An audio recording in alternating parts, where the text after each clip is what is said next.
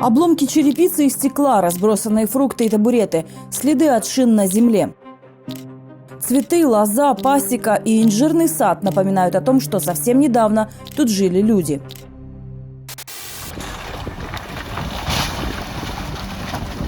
Шестидесятипятилетний ветеран национального движения, пенсионер Рустем Усеинов, построил этот небольшой дом своими руками 19 лет назад. О сносе узнал, когда лежал в больнице с пневмонией. Приехал с утра, чтобы не дать уничтожить дом. На месте ему стало плохо. Была скорая помощь, ему стало плохо. И скорая помощь его отвезла в Судакскую городскую больницу. Рустему уже лучше, говорит, приходит в себя от стресса, но до сих пор в больнице. Из вещей у него остались лишь те, в которых был. Ни нитки, ни иголки, ничего. Все, что было в доме, все они куда-то вывезли. Когда против тебя десятки вооруженных до зубов автоматами людей, не всегда удается себя контролировать. Сложно даже об этом говорить. Я не забрал свой Коран. А этот Коран мне подарили дети наших политзаключенных. Я до сих пор не знаю, где он есть. И это меня гнетет, честно говоря. Во всяком доме что-то есть мелкое, красивенькое, приятненькое, да, но по карманам рассовывали. Пусть будет. Семья Усеиновых вернулась в Крым из депортации одной из первых, еще в конце 60-х. Но поселиться смогли только на востоке, в степной части Крыма. В Советском Союзе еще долго действовали секретные документы с запретом пускать крымских татар снова жить на побережье. А семья именно из этих мест. Дом родителей Рустема был в селе Междуречье на крымско-татарском Айсерес. Его дом в Айсерезе до сих пор находится, где живут бывшие переселенцы, их потомки до сих пор. Не секрет, что на южном берегу это сделать очень сложно. Во-первых, там наше население очень мало. А во-вторых, там проживает вот это заслуженное копье, которое с советских времен там получало участки, когда выходили на пенсии, получали наши дома и жили там в виде дачи. Поэтому это было очень сложно сделать и в украинский период. К сожалению, Украина, Киев на это реагировал очень вяло. А местная власть, она не давала людям построиться так же, как и везде, как по всему Крыму. Вот этот лозунг «Не отдадим завоевание отцов», он действовал особо на южном берегу Крыма. Земля, на которой построил дом Рустем, не была в частной собственности. Этот участок муниципальный. 20 лет назад тут строились несколько семей крымских татар, которым не давали поселиться законно. Остался только Рустем. Он жил здесь в надежде, что рано или поздно ему удастся оформить эту землю. В надежде, что старость свою он доживет на земле своих предков. Годами Рустем Усеинов пытался узаконить участок. После 2014 года началось давление. Здесь был свет протянут, воду они протянули. Здесь вот есть санаторий «Зенит». Они договорились с директором, поставили счетчик, получали воду по счетчику. Вот, соответственно, его оплачивали. После 2014 года были предупреждения: разберите, уберите, разберите, уберите. Подконтрольная России Судакская городадминистрация подала на Рустема Усеинова в местный суд. Заставляли снести дом самостоятельно. Причиной указали, дом возведен без разрешительных документов.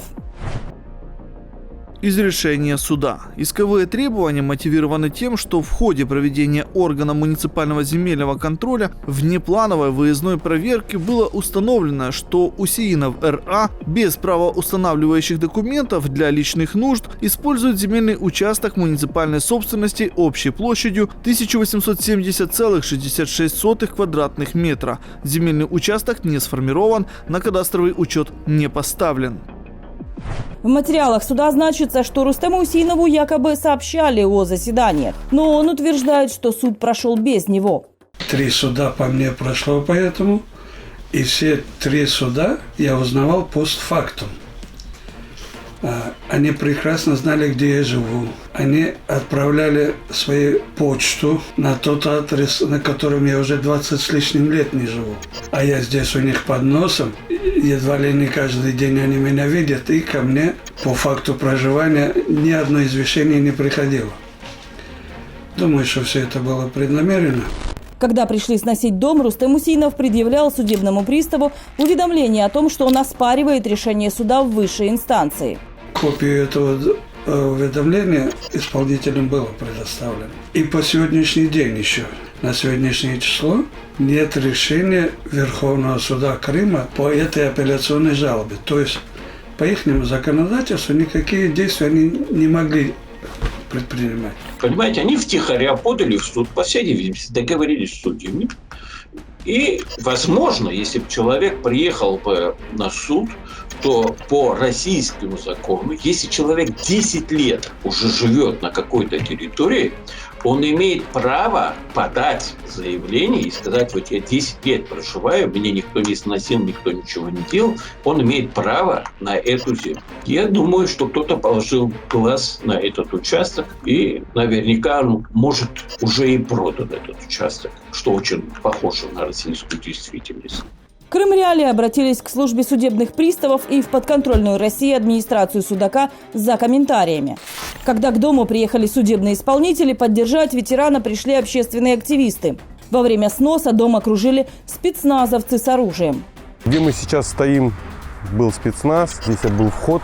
В сопровождении спецназа судебный пристав прошел, взломали двери, погрузили все вещи, которые находились у Рустема-ага дома, забрали на хранение куда-то в коммунхоз склад. Я сам судакский, каждый раз проезжая, очень больно даже сейчас находиться на этом месте. Вы можете себе представить, человек уже не молодого возраста, на дворе не май месяц, остаться вот так под открытым небом, это, по крайней мере, бесчеловечно.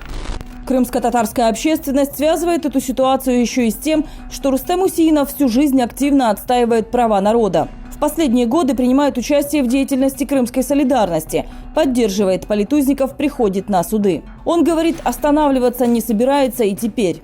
Наше старшее поколение, 2 поколения, особенно вот это после 1944 года, очень мудрые люди, дальновидные.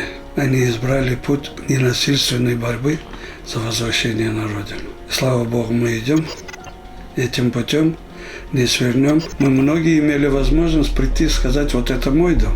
Мы не делали. Была задача вернуться домой, жить, развиваться. Мы возродились, вернулись.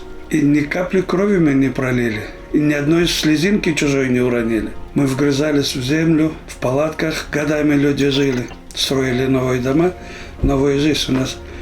Это была цель, это задача, и мы ее кропотливо добивались. За снос своего дома должен заплатить сам Рустем Усеинов. Суд насчитал сумму почти в 43 тысячи рублей. Их забирают из пенсии Рустема. Попытаюсь мягко сказать, пусть подавится. Пусть подавится. С пенсии они удержали уже большую часть.